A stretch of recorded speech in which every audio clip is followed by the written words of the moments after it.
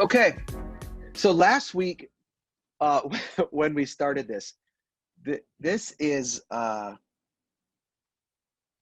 this is such a new type of format, such a new type of endeavor. Of course, Zoom is kind of new technology anyway. It's interesting how necessity is the mother of invention. And Pastor Sonny talked about during the economic downturn of 2008, some of the great companies that we use regularly now were formed during that time, like Uber and Airbnb. And there are some things that are being born in this time. Um, Zoom being one of them. The founder of Zoom, I said this a couple of weeks ago, the founder of Zoom is the newest person to be listed on the billionaires list. And I think 6 months ago, maybe 3 months ago, most of us didn't know what Zoom was. And now it's become essential part of many of our lives. It's how many of us are conducting business. We had our staff meeting today with all of our church team, and everybody was on Zoom, and everybody was in their own space, but we were all together.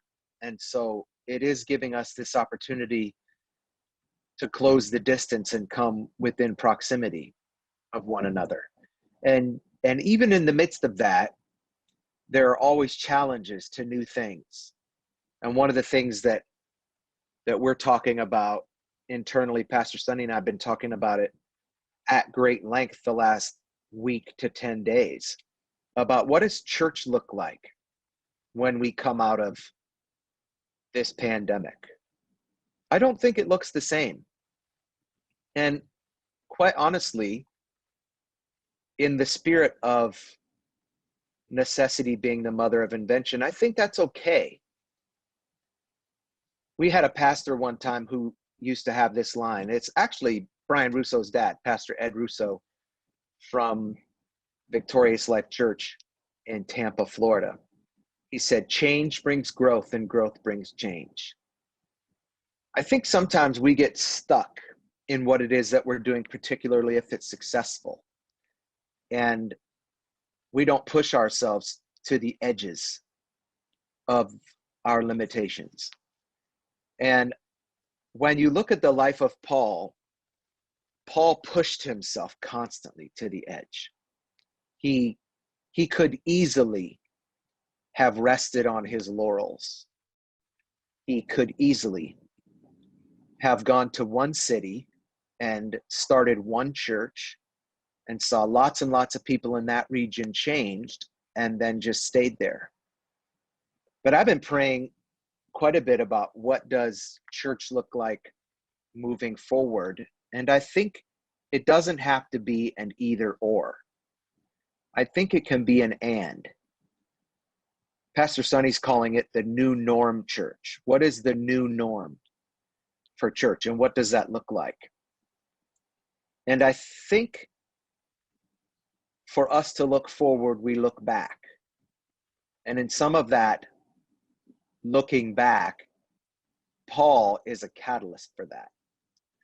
When you go into the book of Acts, which of course the second half of the book of Acts is all about Paul.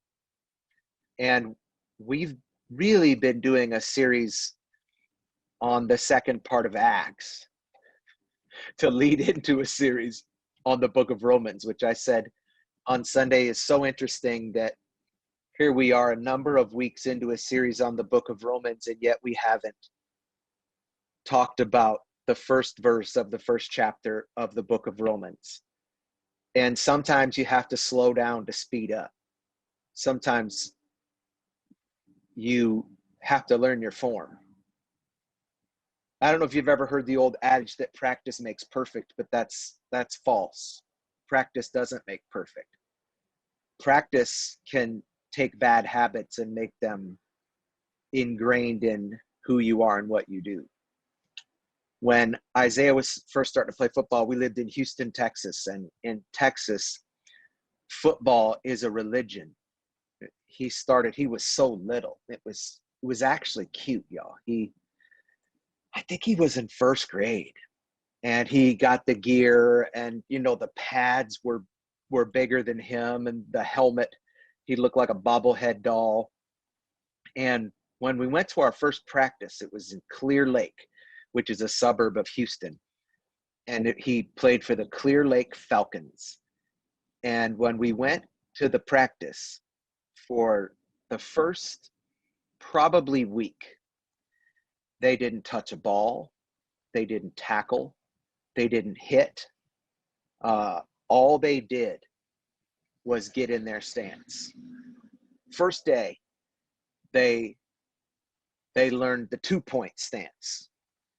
Most sports have the same stance. You call it the triple threat. And so for the first whole practice, which was like 90 minutes to 2 hours in the hot Texas sun, they just learned to keep their legs bent and to put their hand down without putting any pressure on it. And it was interesting because when you listen to the parents wanted to know, when are we going to play football? And to this coach, he had a theory that there's no sense in us starting to play football until we learn our stance. And I wonder how many people are living life without knowing their stance. Where do they stand on whatever it is? What is their stance on Scripture? What is it that we believe? What is your doctrine? What is your theology? Which, of course, is the study of God. What is it that you believe? I didn't know that for so long.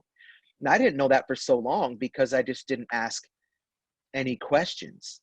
And so when you look forward into what the church is going to look like, I think we have to look back. We have to look back to see how in the book of Acts did they really do church. And so the reason that we haven't started in Romans chapter 1, verse 1 is to be able to go back and figure out, what were these people really about? And so for us to be able to discover why Paul wrote the book of Romans, we have to discover who Paul was. And so we've slowed it way down. And this wasn't the intention in the beginning. In the beginning, realistically, I was going to start part 1 was like Romans 1 verse 1 through like Romans 1 verse 17 and talk about that. And then the next week go from like verse 18 to verse 25. And I think being in this lockdown has enabled us to really slow down. And so this last week, we got to hear the story about how Paul really started to become Paul, how it went from Barnabas and Paul, how it went from him being Barnabas' apprentice to him being Barnabas' partner to him being Barnabas' leader. And then as we left off last week, we saw this fracture, if you would, in the relationship between Paul and John Mark. And we're introduced to John Mark in the book of Acts, and John Mark is a pivotal person in the scriptures. And yet we see this chasm that happens between them. And then later on, as a result of that, we see a fracture between Paul and Barnabas. And I'm going to talk this coming Sunday about something that happened after this that involves Peter and a compromise that Peter makes, that Barnabas agrees with Peter's compromise. And Paul forgives Barnabas because they move forward. And in fact, they leave that encounter and they go to what's called the Council of Jerusalem. And Barnabas and Paul do in Jerusalem what they've done in all these other towns, and they go side by side and they speak this message of grace, and they play back and forth off of each other, and they change the direction of how the church ends up going forward. But directly after that, there's a real falling out between Paul and Barnabas. And I'm going to talk about on Sunday about how that fracture happened before it happened. That there was a crack that had happened when Barnabas really sided with Peter on something. And Paul has this huge blow up with Peter. And it's this, I mean, it really could have gotten ugly. But one of the things about Paul is many times we see that he lets his emotions get the best of him. He's this very passionate, emotional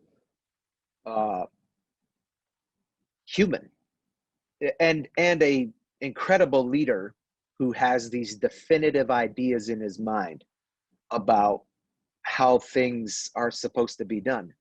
And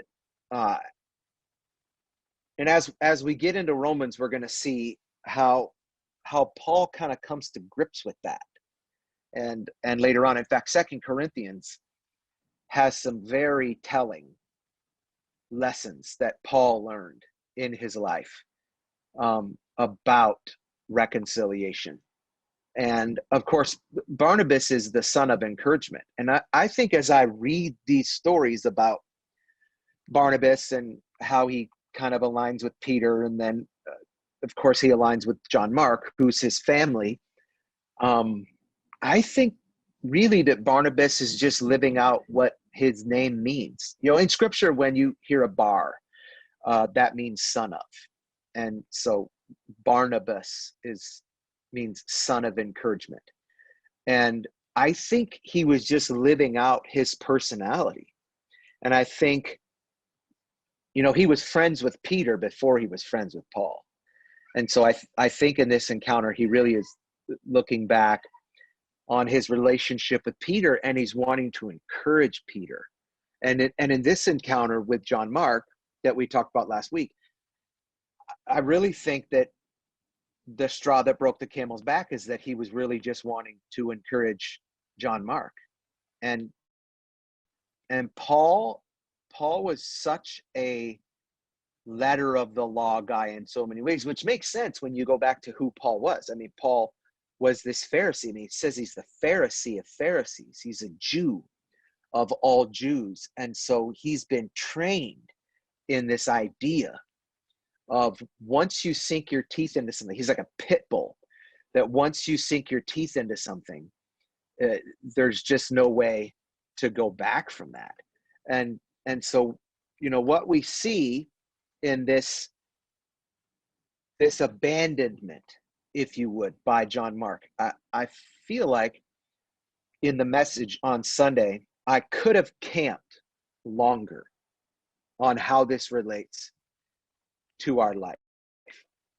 And one of the things that I said, and I just said it so fast, and I didn't even put it up as points, but when John Mark decided to go back to Jerusalem, we see three things that happened to him. And the first was that he forfeited his right to move forward. The second was that he failed to see the greatest move of God that the world had ever seen to that point. And so from this particular port moving forward, we see some incredibly significant things that God does. And I'm going to talk about one of those on Sunday, and I'm not even going to drip it to you guys tonight, but there's some stuff. There's one particular event that happens relatively quickly after John Mark leaves, that when you read it, you go, there's no way that this was actually happening. And literally all hell breaks loose. And I'm going to talk about that on Sunday. And so you don't want to miss that. But the the most significant move of God happened simply because John Mark decided not to move forward. And then the third thing I talked about is that he fractured the foundation of a relationship. And he fractured that foundation of a relationship between him and Paul, but he also fractured the foundation of this relationship between him and Barnabas. And what I tried to camp out on, and I don't think I spent enough time with on Sunday, is that all three of those things happened in his life because he succumbed to fear and refused to submit to authority. And when you look at where we are culturally right now, there are so many people who are living their lives under those two things, who are living their lives in fear and who are living their lives with this refusal to submit to authority. And I don't know how that plays out in the lives of everyone on this call, but I certainly can understand how a pandemic can create fear in people's lives. Here we go. Yeah, fear can become our first reaction, particularly when you go to the store and you have to get essentials. You go to the grocery store and everybody else is wearing a mask but you. And suddenly you wonder, what is it that I'm doing that I shouldn't be doing? Or the opposite of that. And I went to go somewhere the other day, and they had a sign on the door that said you couldn't enter if you weren't wearing a mask. And I didn't have a mask, and maybe I should have. But what's interesting is that many of us aren't allowed to do things because we don't have possession of something that we don't have access to. Have you thought about that? This idea that we're all being mandated to wear a mask, but you can't really find a mask. And I guess that you could make one for yourself. But if you're a typical guy who bagged off during home ec in school, the thought of sewing anything is just as fearful as walking around without having this essential mask. And so when we're put in this situation to live our lives in fear, it's daunting. And so I don't know what it is that you're fearful of, but I think that there's some fears in our lives that happen in spite of this. And I just figured out how to look at the comments, by the way. When somebody makes a comment, I can click on the comment and it brings up the comment. And so I'm going to spend another couple of weeks in the introductory kind of stage before we even get into the book of Romans. And so I did have a question that somebody had sent to me this week. And again, if you guys have any questions at any point throughout, then feel free to shoot those in now that you know that I know how to do it. And my friend Caleb sent me a question this week that said, what is the third heaven? And or it talks about where Paul said, in 14 years ago, I knew a man and he was taken to the third heaven. And that can be misleading. By all accounts, from all of my understanding, really what he's referring to is just heaven. And the first and second heaven would be the sky and space. I mean, they weren't, they didn't have the Hubble telescope like we have now. And so I don't know how they perceived day and night. If they thought that it was two different skies, or if there was a place above the sky. And so it's reasonable to think that when Paul was talking about the third heaven, he was just talking about heaven as we would perceive it. And the first heaven would be the sky, and the second heaven would be space, or what we know as outer space now. And I think when you read Dante, I don't know if you guys have ever read anything by Dante, but I think it's in Dante's Inferno where he refers to levels of heaven. And I think it's been a few years since I read it, but I'm pretty sure that he refers to 7 levels of heaven. And that's less Judeo-Christian and more in line with Islam. When you read in the Quran, which if you haven't read the Quran, I don't recommend it. You don't need to read it. I think everything has a spirit connected to it. Pastor Sonny and I are really big on this when we talk to our kids. That's why you have to be careful the things you watch and the things that you listen to. And my brother's a psychologist, and when he was doing his dissertation during his doctoral program, one of the studies that he was a part of is they did a study on the effects of music. And so what they would do is they would take these people, college students, who had volunteered and were being compensated for it. So I put that as a disclaimer.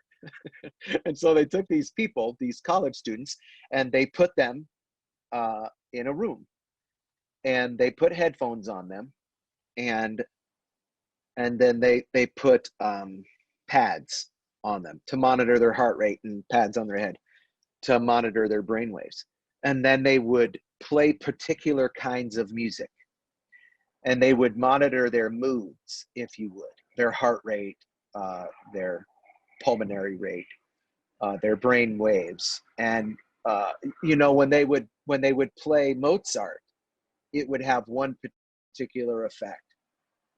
And then when they would play Metallica, it would have a different effect. And one of the things that I discovered years ago, I watched this guy. It's actually the guy who I got the idea for this Ask the Pastor. Years ago when I was a kid, there's still AM radio. I'm still one of those nerds who listens to NPR. I was listening to NPR News this morning. And so I have my Alexa in my kitchen set to, when I say, Alexa, what's the news? It brings up NPR. That's my news. And my favorite podcasts, I'm not a big podcast guy, but my favorite podcasts are actually NPR podcasts. I really love Guy Raz, and he's actually Jimmy Fallon's favorite podcaster. He's the only guy to ever have 3 podcasts in Apple's top 10 simultaneously. And he's on NPR. And one of the things is How I Built This. And it's this brilliant podcast where he just interviews these CEOs and talks about how they built their business. And it's so great. And he's a great interviewer because he stays out of the way. He doesn't give his opinion, which I don't know if you've ever heard of anybody say that he doesn't need to give his opinion. But when I was a kid, there was an AM radio station in Windsor, Ontario, Canada, AM 580 CKWW. I still remember the call letters and the the actual channel. And from 10 p.m. until midnight, every Friday night, there was a father and son pastor team who did this program called Ask the Pastors. And people would call in. That's where I got the idea for this. I just was reminiscing on that show. I never was a caller. I actually never was a listener. I just knew about it. And, Windsor's only 200,000 people. So when there's something that's, really popular like that, then everybody hears about it. And so the son was a guy named John Council. And John Council did these seminars on music. And so he would take these records and he would play them backwards and do these things. This is called backmasking. And he would take like Metallica and he would play them backwards really slow, and there would be these subliminal messages that were played underneath these songs. And so when I heard about that, it gave me this notion that if there's things that are subliminally being recorded on the track of these records, then obviously there's a spirit that's going into this. And I've said this before, but Led Zeppelin used to do seances before they would go in and record their music. And so we have to be cautious of the things that we allow into our spirit. And I think that has to do not just with media. I think it also has to do with information. And so we have to be cautious of the things that we allow into our brain, because sometimes our brain will process it in a way that we don't intend it to. And so that's why I say rabbit trail closed. That's why I say, if you haven't read the Quran, you don't need to read the Quran. I had a friend who gave me a book a few years ago called Living Buddha, Living Christ. And it was the leading Buddhist theologian in the world writing his opinions about Jesus. And it seemed like an interesting aspect that I would want to know. And so I took the book and I started to read it. And about 5 minutes into reading that book, I felt icky. That's the professional term for it. I felt icky. And I couldn't put my finger on it. And so I put the book aside. And I waited a few weeks, and I thought, maybe it was just me. Maybe I ate something wrong, or I didn't know what it was. But I picked the book back up, and I started to try to read it again. Exact same feeling, just this weird, like creepy, clammy kind of feeling. And so I took that book and I threw it right in the dumpster. And I thought, there's a spirit that went into writing this book that is trying to come out of this book and is trying to infiltrate my spirit.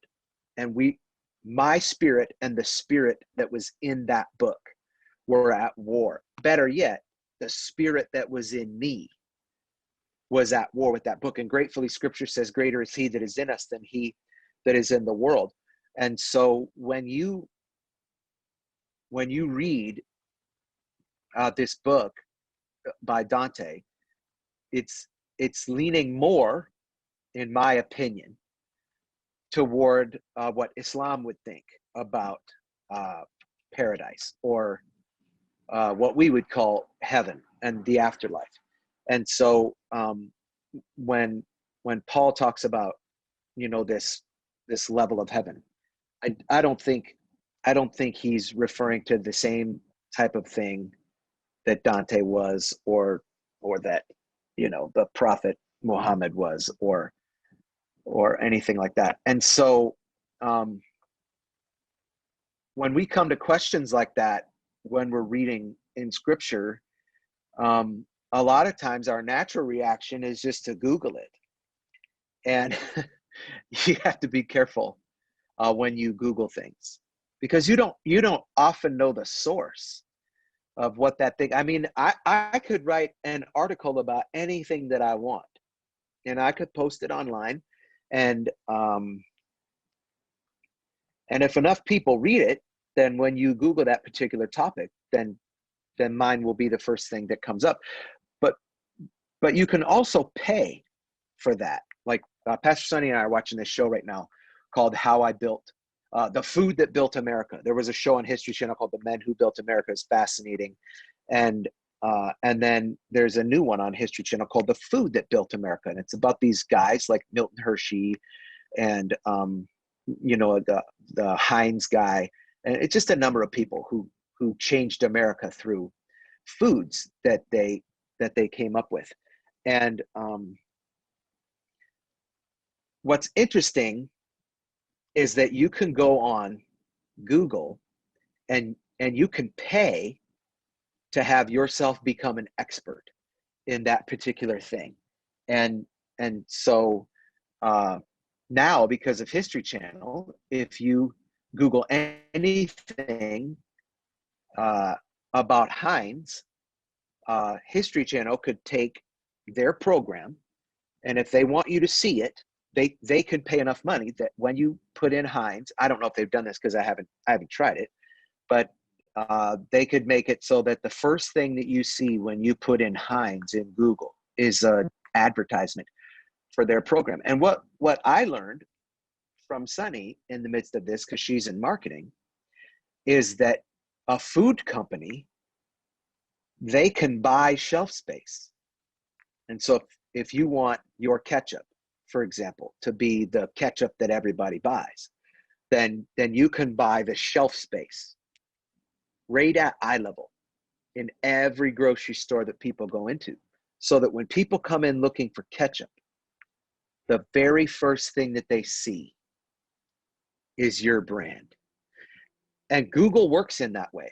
So you have to be cautious when you go on Google and you say, what did Paul mean when he wrote that he went to the third level of heaven?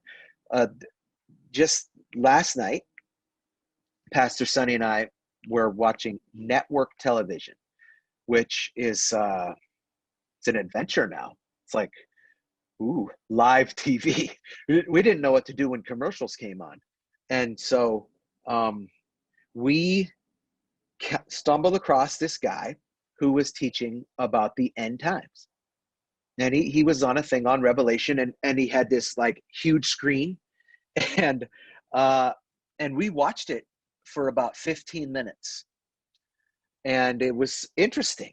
And I actually took a couple of screenshots with my phone because I thought, ooh, I really like that point that guy made. And then I looked at Pastor Sonny and I said, watch, we're going to find out this guy isn't Christian. I mean, I said a particular religion, a particular false religion. I won't say it on here. But literally within 2 minutes, I was wrong about the particular false religion. But he came out and he said, now, of course, you know that I am a member of, you know, this thing. And he said the religion that he was a part of. And it's very slick, the religion that he was a part of. And it was very misleading. And so we turned it off. We thought, man, we just watched this thing for 15 minutes about a guy who sounded like he was so close. And when Paul walked from city to city, he encountered these people who were so close, but they were just slightly off. And so he comes along and he confronts these people. And and they're so entrenched in these ideas, particularly the people who are part of Judaism, who promoted this idea that you had to do particular steps to be a part of God's saving grace. And I'm going to talk on Sunday about some people who came to town into Antioch, and they were what were called Christian Pharisees. So they were what Paul had been. Remember, we talked about there were Pharisees and there were Sadducees. And the difference between a Pharisee and a Sadducee, largely, the main difference is that Sadducees didn't believe in an afterlife. And the way I always remembered that, and this is so cheesy, but the way that I always remembered that is that in seminary, I had a professor that said, you know how to tell the difference between Sadducees and Pharisees is that the Sadducees didn't believe in the afterlife, and so they were sad, you see. That's even worse than dad humor. That's professor humor. And so I just always remember that. And so there were Pharisees and there were Sadducees, and they were all very genuine in their beliefs, and they were all very devout. And in Antioch come these people that are called Christian Pharisees. And so they were Pharisees who remained Pharisees, but they believed in Jesus as the Messiah. And when they came to Antioch, Peter was there. I hope you guys don't ever feel like I wreck Sunday for you when I kind of give you these bumpers. When they come to Antioch, they encounter Peter. Of course, people who are part of Judaism, they felt they would classify Gentiles and sinners together. This idea that if you were a Gentile, you were a sinner. And so, I mean, to the point that they wouldn't eat with Gentiles. It's like they were adamant about it. But Paul was a guy who ate with Gentiles. He just hung out with them. He just kicked it with them. And that in the beginning, that was a rub between Paul and Peter. This idea that Peter could not fathom that you would eat with a Gentile, that you had to stay like totally separated from them. And then Peter ends up having this dream, this crazy, weird dream where God convicts him, and then he goes and he eats with a Gentile. But then he doesn't really tell people about it. He doesn't like become the guy who eats with Gentiles. It just was kind of like a one-off. It was like God told me to do it, so I did it, and I'm fine. I survived. Like I went to the grocery store and I didn't have a mask on. Thank God I survived, but I don't want to do that again. It was like you feel like you just got lucky. And so like he survived it, but then he didn't talk about it. And even after that, when Peter went back to Jerusalem, he was still the guy who would only eat with Jews. And he because Peter was called to the Jews like Paul was called to the Gentiles. And so he was the guy who not only was he only eating with Jews, he was still quasi teaching that. And then Peter comes to Antioch to visit, because he's like, James, the brother of Jesus, really is the leader of the church in Jerusalem, but Paul really is, at the time, he's like the champion of the church, and he's really the evangelist. And James is kind of the pastor, if you would. And so they're both super highly respected by all of the Jewish believers, all of the followers of the way globally. But Peter hears about, what's happening in this town. And so he comes and he visits. And initially, when he gets there, he still won't eat with Gentiles, even there. But he sees something that moves him.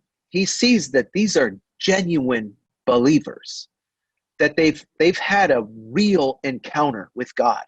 And Peter has this change of heart. And so he's eating with Gentiles. He's just kicking it. And he's all in on this idea. And then these Christian Pharisees, as they're called, show up on the scene. And they're so angry with Peter. And so what their belief system would have been in a nutshell is that, yes, you can believe that Jesus is the Messiah. And yes, you can be a Gentile and believe that Jesus is the Messiah. But you have to convert to Judaism. And which means you have to follow the full law of Moses, all 600 plus of them, the rules. You have to obey the fasts. Obviously, you have to fully submit yourself to Shabbat or Sabbath. You have to be kosher, meaning that there's particular things that you can't eat. And you have to be circumcised, which is a pretty big investment for somebody when they're grown. And I'll just leave it at that. And so these guys come in and they see Peter eating with Gentiles and they freak out. And they're like Peter's a sellout. And they make such a big deal about it that Peter stops eating with Gentiles. And this is the interesting thing. The scripture says, and Barnabas agreed with them. Paul's boy, his homie. And he's just like, no, all right, well, this is what you say. I guess this is what we're doing. And then like Paul's like left solo on this thing. And Paul comes in and he confronts Peter. And it's like dicey there for a minute. And I envision now the more I know Paul, I envision Paul does not play. And I envision Paul gets up in these dudes' face. Like I think later on after the Council of Jerusalem, I think that Paul and Barnabas, I mean, they go back and forth, and it is aggressive. And I picture like these two champions of the faith being held apart with I wish you could see my arms, like, just let me at him. Don't hold me back. Don't hold me back. Of course, I have an overactive imagination, so I picture, these two guys like the Irish leprechaun, like they're fit to throw. And I picture Peter and Paul are the same way. And the reason that I think that is because we know they're both hotheads. When you read this story of Peter was a fool. And the same thing with Paul. And can you imagine an argument between this is just free stuff for you. This isn't in the lines of it. But when you read between the lines and you realize that these are real people, and when you realize who Paul is, and you recognize who Peter is. I mean, we're talking about a guy who cut a dude's ear off, like quick. We're talking about a guy who somebody said he knew Jesus, and scripture says he cussed out a teenage girl, like cussed her out. So we know that Peter's a hothead. And